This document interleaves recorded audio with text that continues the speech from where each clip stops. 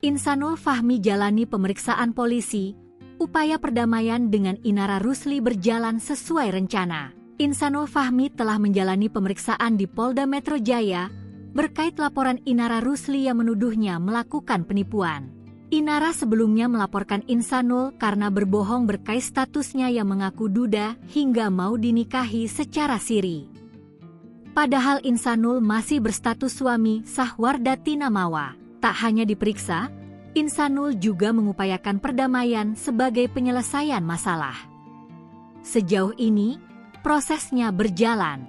Tommy menjelaskan kliennya menerima 5 pertanyaan terkait perdamaian dengan Inara. Semua pertanyaan tersebut sudah dijelaskan secara rinci kepada penyidik.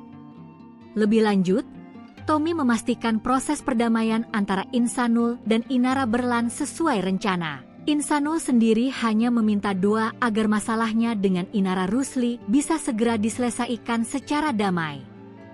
Proses ini kemudian membuat Insanul merasa lega karena bisa berdamai dengan Inara.